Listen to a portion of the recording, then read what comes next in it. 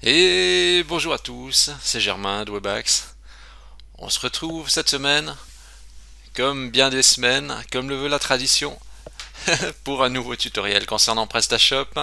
Aujourd'hui au programme, on va voir euh, comment décupler votre force grâce au marketing automation.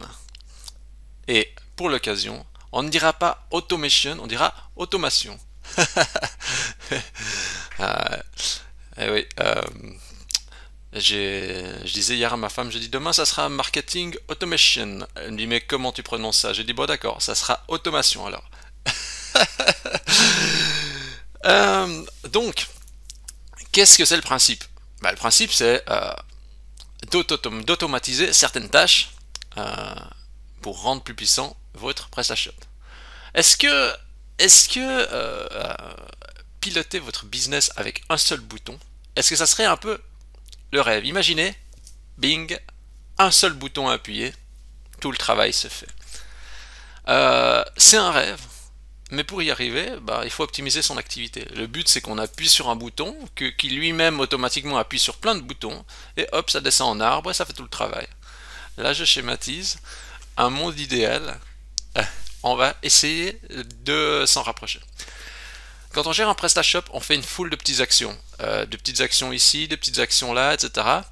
Euh, on fait plein de choses dans le back-office, on dit ah oui, il faut que je pense à faire ça, etc. Au début, tout est simple, on a une commande, on n'a pas de processus, on fait comme ça.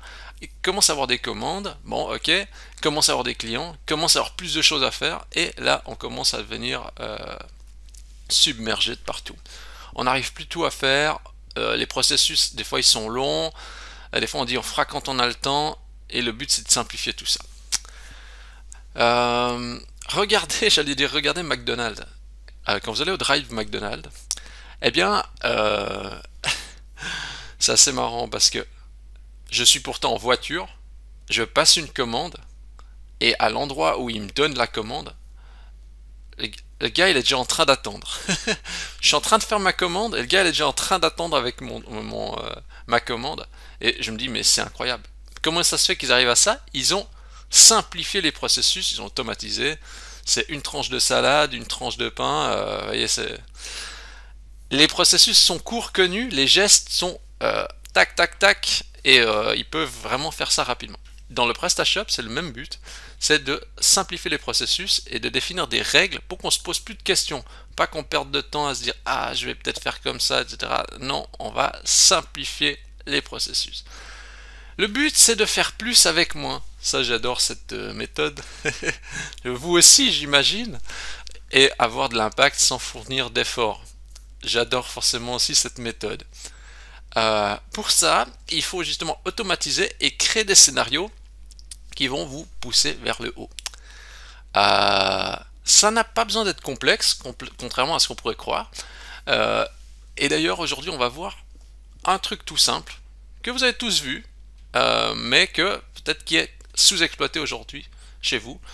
C'est la puissance des états de commande, totalement sous-exploité, totalement oublié des e-commerçants. Non, j'exagère un petit peu. C'est pas oublié, mais très souvent, on peut faire plus avec ces états de commande. Et c'est ce qu'on va voir aujourd'hui. Je crois que tout est dit. On va tirer votre PrestaShop en avant. On va lui donner un peu d'élan. C'est parti, on y va. Donc, qu'est-ce qu'on va voir? Déjà, on va voir les états de commande. Donc là, je vais dans mon PrestaShop. Donc les états de commande.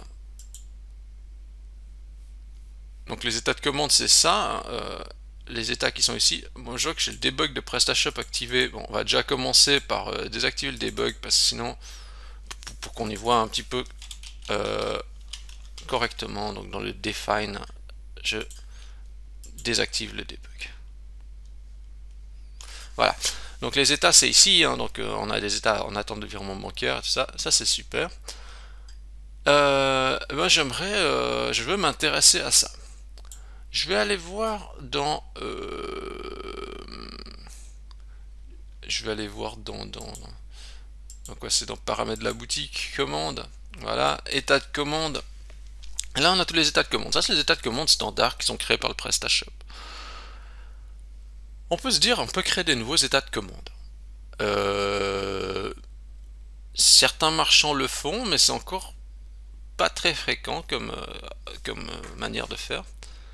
Enfin, c'est pas toujours utilisé. Donc en fait, je peux créer un nouvel état de commande. Et qu'est-ce qu'on peut faire là-dedans? Ce qui est intéressant, c'est qu'il faut se dire qu'un état de commande va devenir un scénario. Un scénario pour faire quelque chose. Comment c'est possible que ça devienne un scénario? En fait, il y a la possibilité d'envoyer un email au client lorsque la commande change d'état. Et ça, c'est une fonction géniale. C'est une fonction géniale parce qu'elle va permettre de pouvoir balancer un maximum de mails au client lors d'une action. Il faut juste définir une action intelligente, c'est-à-dire définir des scénarios. Et une commande d'un client pourrait passer par plusieurs scénarios dans le temps. Et en faisant ça, on va pouvoir automatiser. Donc comment on va le faire? Imaginons, je donne bien sûr un exemple. C'est un exemple de scénario, mais on pourrait en imaginer plein d'autres. Je vais dire, ceci c'est une demande d'avis Google.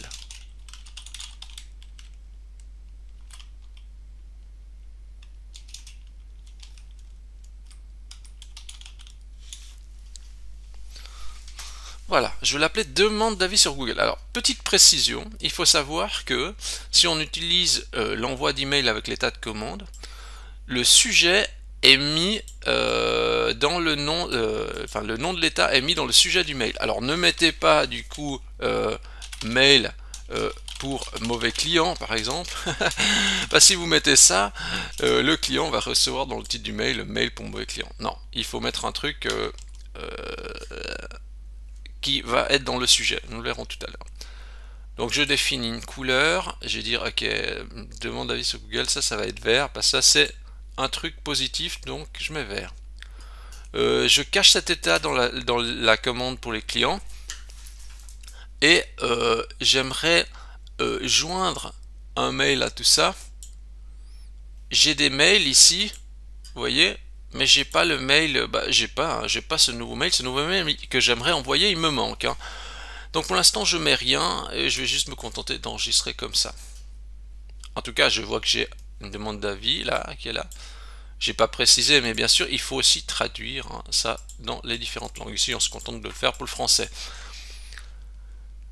Ok, ce que je vais faire maintenant c'est que je vais aller dans, vous avez vu, il faudrait que je puisse lier un mail à tout ça, mais sauf que j'ai pas le mail.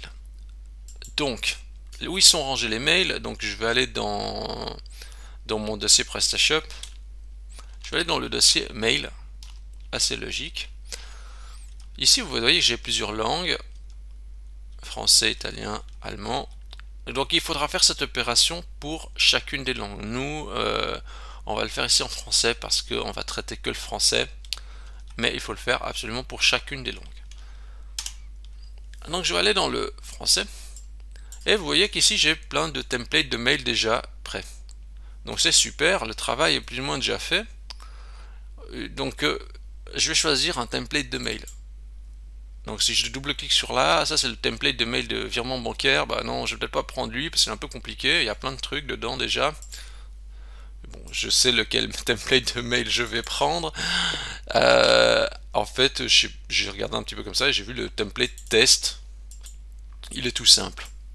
Il est tout simple et il servira de base. Donc il ira très bien lui. Ok. Donc moi je prends test. Voilà. Vous voyez, première chose importante, on regarde bien, il y a deux fichiers. Il y a un test.html et un test.txt. Je vais prendre ces deux. Je vais faire un CTRL-C, CTRL-V, donc je fais un copier-coller. Et je vais faire un clic droit renommé. Et je vais appeler, moi je vais faire déjà ça sur l'HTML. Je vais l'appeler alors comme vous voyez dans le dossier, tous les noms sont en anglais. C'est une convention, c'est en anglais, donc je vais mettre Google Review par exemple. j'ai appelé ça Google Review, super. Faudrait que j'appelle les deux. Je triais par date. Moi, il veut pas. Je vais appeler ici aussi celui-là Google Review. Donc j'ai dupliqué. Hein. Voilà. Le fichier TXT, ce que vous allez faire, c'est que lui, moi je fais comme ça. Hein. Je le vide et je mets juste un petit trait dedans. Il faut savoir que en fait, quand vous envoyez un mail, le système de mail envoie toujours le mail TXT et le mail HTML, puis après le serveur il prend le bon format qui lui convient. Mais en fait, le 99,9% des cas, le HTML il est accepté et le TXT n'est jamais utilisé.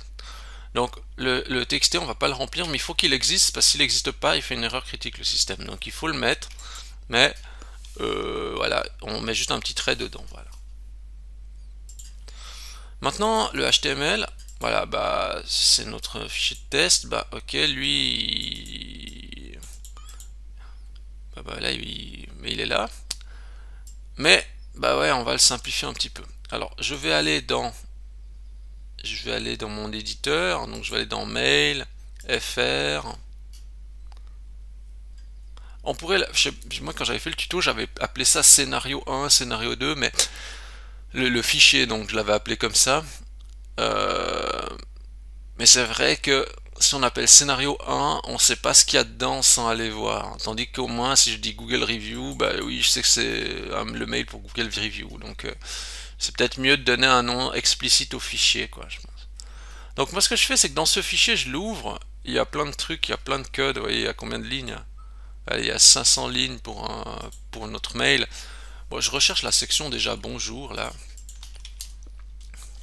Ok, je tombe sur la section bonjour. Bon bah ça en fait, je vais dire ok, bonjour, first name et last name, ça j'enlève, je dis juste bonjour.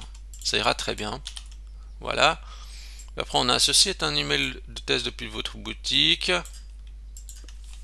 Ceci avec justement si vous pouvez lire ceci, cela, le test, que le test a réussi.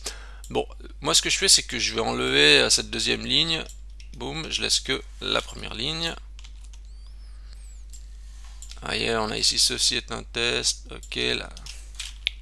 Je vais mettre voilà mon message.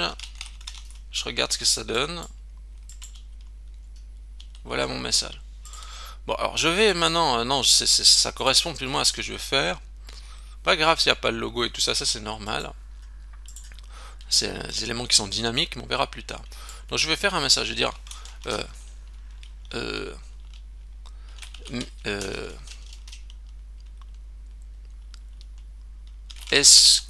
je sais pas, je vais mettre.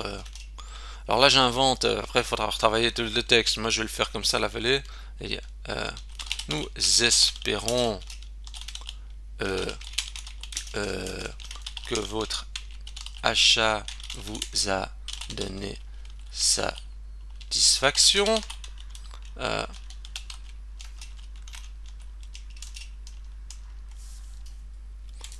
Ok, après je fais un BR pour faire un petit retour à la ligne. Et je vais dire je vais essayer quand même un petit peu de structurer un petit peu, que ce soit un peu plus lisible. Cela non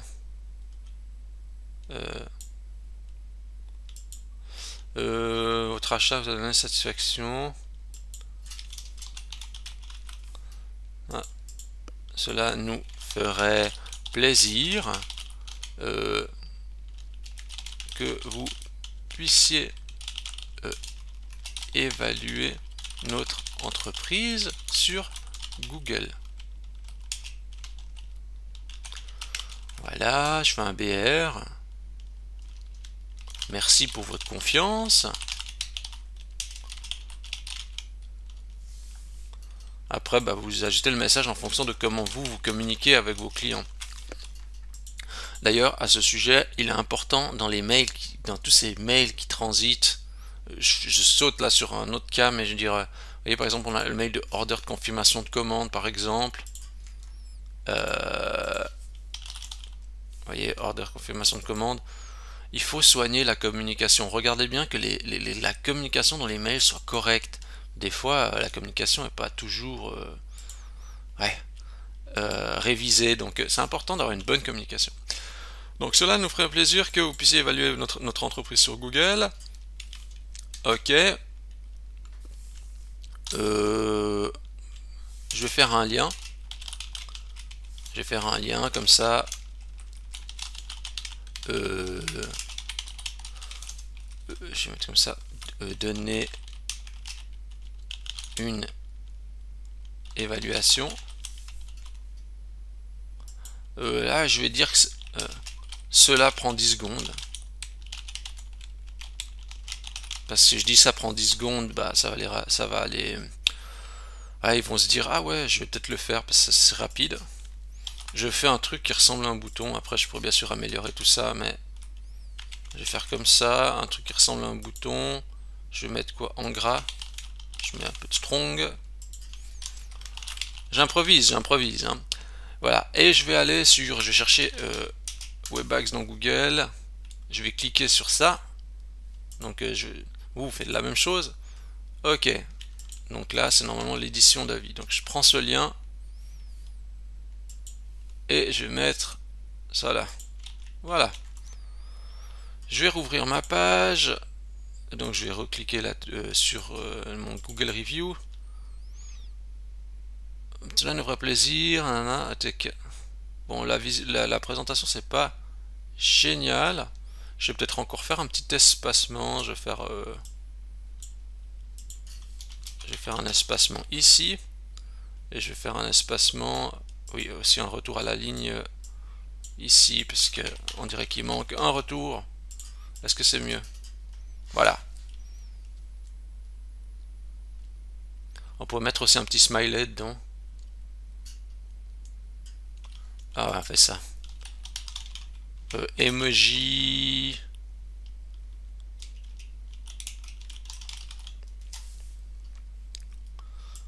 Liste des emojis à copier-coller. Là, je prends lui. Parce que je me dis ah non, mais je crois que lui il est trop content. On va prendre un qui est voilà. Parce que lui il était déjà presque trop convaincu là. Il fait les jolis yeux. On sait pas, des fois. Voilà.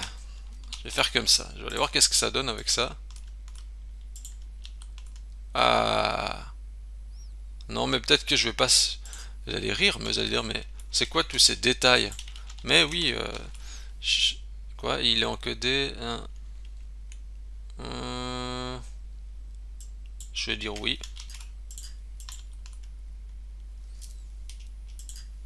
Il y a un petit caractère spécial là, bizarre. Ok. Voilà. Et je vais terminer peut-être même la phrase par ça. Mais ça, c'est des exemples. Hein. Ça, c'est.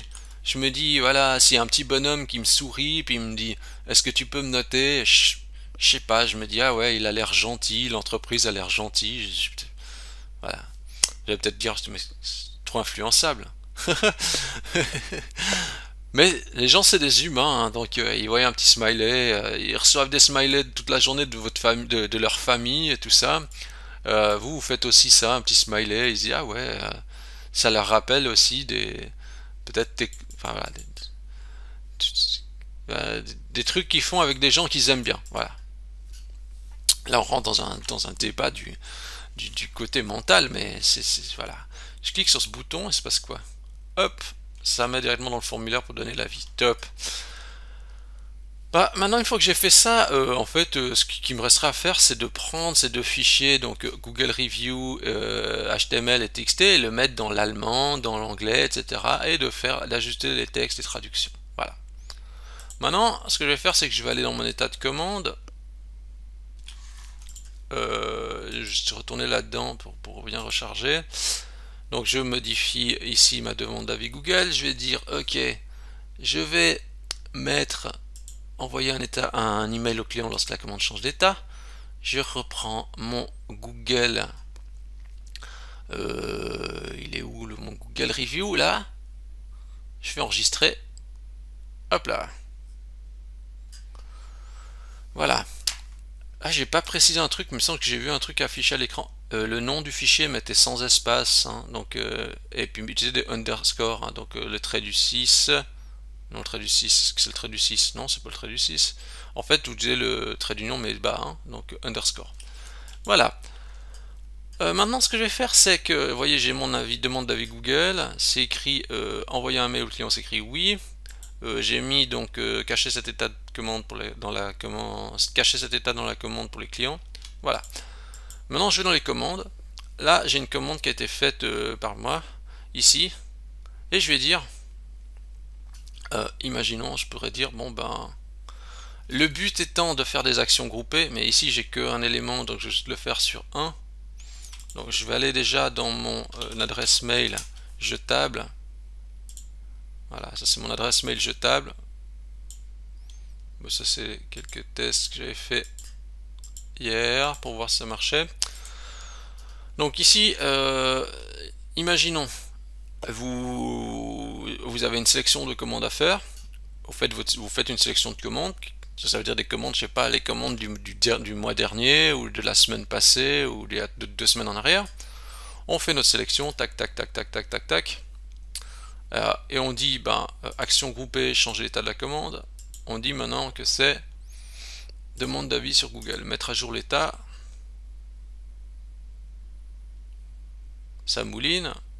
L'état a changé, demande d'avis sur Google. Et moi qui suis le client, oh, je reçois un mail. Nous espérons que votre achat a donné satisfaction. Cela nous ferait plaisir que vous puissiez évaluer notre entreprise sur Google. Cela prend 10 secondes. Donner évaluation. Merci pour votre confiance. Je clique dessus. Ça fonctionne. J'allais dire, mais génial. Alors, vous voyez ici, en fait, le titre, hein, vous voyez, c'est écrit demande d'avis sur Google, d'où l'importance de bien nommer l'état de la commande. On corrige les fautes d'orthographe. Je vais aller corriger les fautes d'orthographe dans hop là. J'utilise Antidote, très pratique. C'est bon, tout est juste.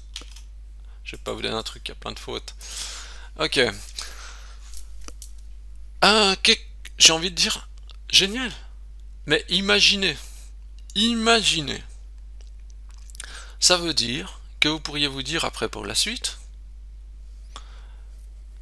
vous devez en fait vous organiser parce que c'est vrai que bon ben on peut automatiser ça, mais on peut faire d'autres choses.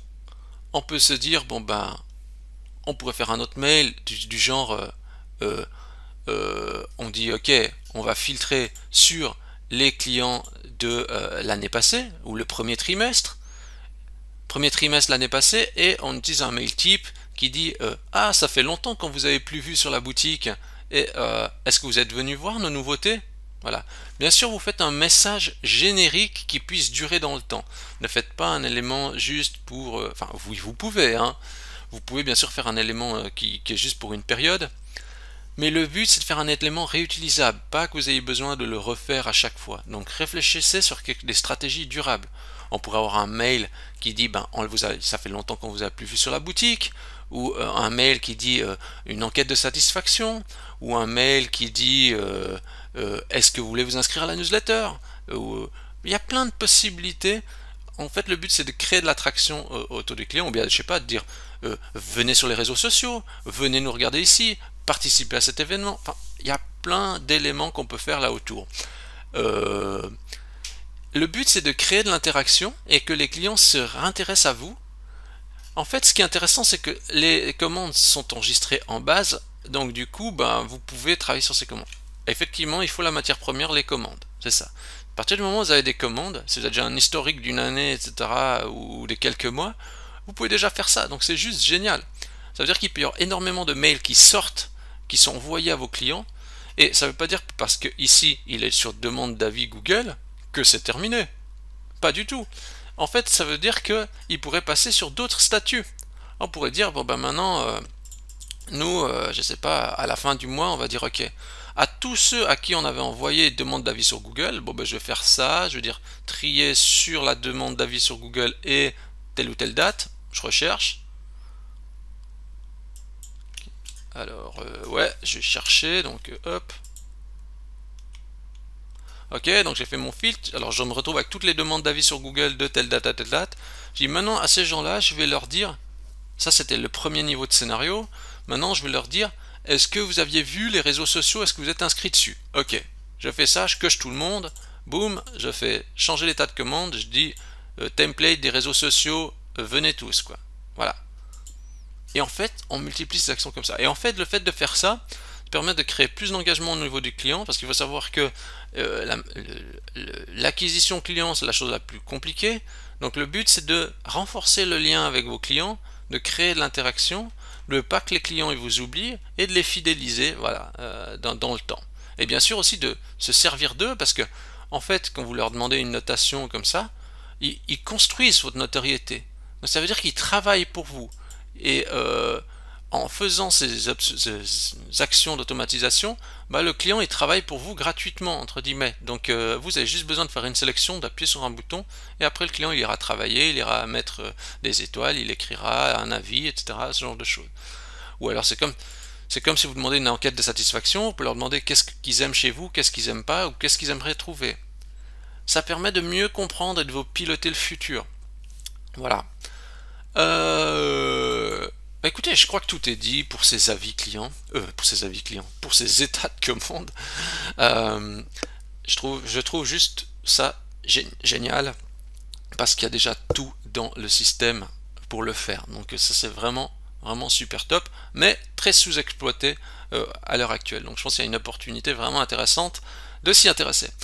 Si vous avez aimé cette vidéo, vous pouvez liker la vidéo, vous pouvez vous abonner à la chaîne YouTube, vous pouvez donner 5 étoiles à Webaxe dans Google. Non, je vous mettrai pas un état de commande. Je vous allez pas recevoir un mail de ma part avec un état de commande. Ça me fait toujours très plaisir. Vous pouvez bien sûr mettre en application cela chez vous. Je pense que ça peut être vraiment un plus. Donc je vous dis bonne optimisation à tous et à la semaine prochaine.